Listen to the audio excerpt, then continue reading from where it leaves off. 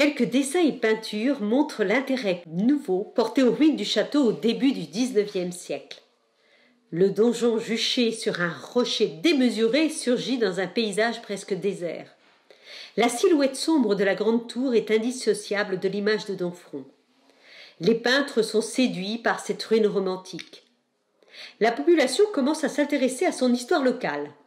On redécouvre les antiquités de Domfront, comme on les appelle à l'époque, c'est-à-dire les églises et le château ruiné. Mais parallèlement, la municipalité obtient en 1847 l'autorisation de démolir le passage voûté de la porte d'Alençon à l'entrée de la ville. Il faut néanmoins souligner l'action de plusieurs érudits locaux pour attirer l'attention sur la sauvegarde des monuments, et en priorité l'emblématique donjon. Louis Blanchetière présente les premiers projets d'aménagement du site. Il publie à la suite ses observations. En 1853, plusieurs passionnés d'histoire locale lancent une souscription afin de financer l'aménagement d'une promenade publique autour du donjon et aussi la restauration du château. Mais seul le donjon est classé au titre des monuments historiques en 1865. C'est à la suite que commencent les travaux de dégagement et de restauration avec l'aide de l'État. L'aménagement du jardin public est réalisé en parallèle. À la même époque, et plus précisément en 1862, commencent les travaux de la route impériale, la départementale actuelle 162, dont le nouveau tracé empâte les fossés. Un pont est bâti pour franchir le fossé et restaurer une communication directe entre la Haute-Ville et l'esplanade du château. Alors quand on entre sur la place du château, on découvre tout de suite cette petite maisonnette, c'est assez amusant. Évidemment, il ne s'agit pas d'une partie médiévale, c'est une maisonnette qui a été construite au tout début du XXe siècle. C'est la maison du gardien, tout simplement. Alors, pour la petite histoire, la première maison de gardien avait été construite à l'entrée du château, et même sur les tours médiévales.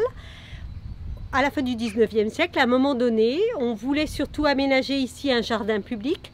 On s'intéressait aux ruines romantiques, on voulait que les Domfrontais viennent découvrir ce château et on a fait un parc, ce qui a justifié la création d'une première maison de gardien. Et puis au début du XXe siècle, quand l'architecte en chef des monuments historiques s'est préoccupé d'un projet global d'aménagement du site, il a trouvé en effet que d'avoir la maison sur la tour médiévale, ça n'était pas très souhaitable et à ce moment-là, on a déplacé la maison du gardien un peu en retrait, mais toujours sur la place du château.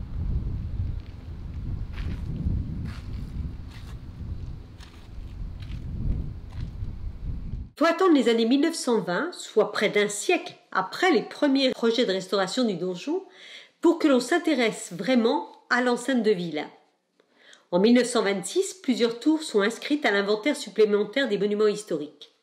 Les travaux de fouilles et de restauration reprennent ponctuellement au château dans les années 1950, mais ils ne concernent alors que le donjon.